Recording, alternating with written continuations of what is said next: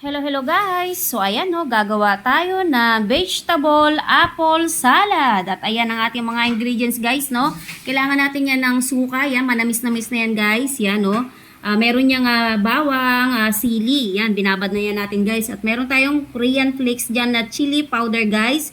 At meron tayong sesame seed. Ayan, kunti na lang ang ating sesame seed.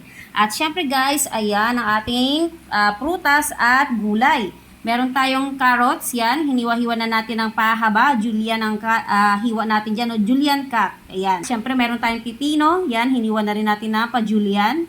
At yung ating apple. Ayan, guys. At siyempre, guys, kailangan natin ng bowl. Yan. Diyan natin siya i-mekos-mekos, guys. At ito ang ating pang-mekos-mekos, guys. So, ano pa hinihintay natin, guys? Umpisahan na natin yan. Hello guys! So ayan no, ito na yung ating gagawin na vegetable apple salad no. Yan, nilalagay lang naman natin lahat yan dito guys. So ayan, unahin na natin yung ating apple dyan. Yan no, pagkasasama-samahin lang natin yung ating pipino, cucumber, yan. At yung ating carrots, ang ganda ng kulay guys no. Sayang guys kasi walang lettuce no, wala tayong nabili. Ewan ko ba kung bakit walang lettuce sa palengke guys. Malit lang kasi yung palengke dito no, kaya kulang-kulang siguro yung mga gulay na nabibili. At syempre guys, lagyan na natin yung ating Korean flakes yan. Korean flakes. Ang ating suka. Yan, yung suka natin na tayo din na nagawa niyan guys. Yan, lagay natin ng ganyan. Yan, okay na yan. At maglagay na tayo guys ng ating sesame seed. Ayan. At i-mekos-mekos lang natin yan guys ng ganito lang no. So ayan, pan-diet to guys.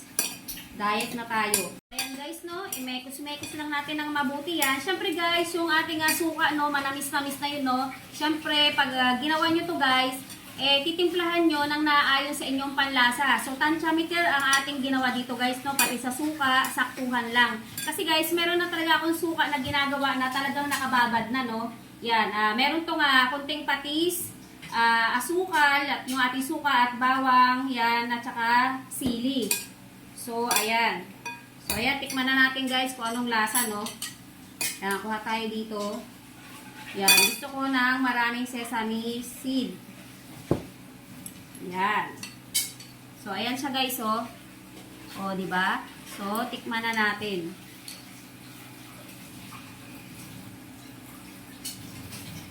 Sarap. Sarap siya guys. Lalo na yung pag nakakagat mo yung sesame seed, ang sarap ng lasa niya.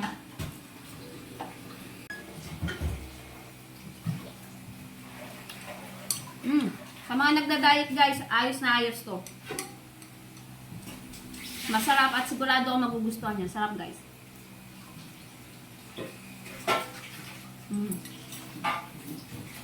Ox na ox sa aking panlasa. Ewan ko lang sa inyong panlasa, no? Pero masisigurado sa inyo na masarap po siya. At ayan lamang guys. Thank you for watching. Bye-bye!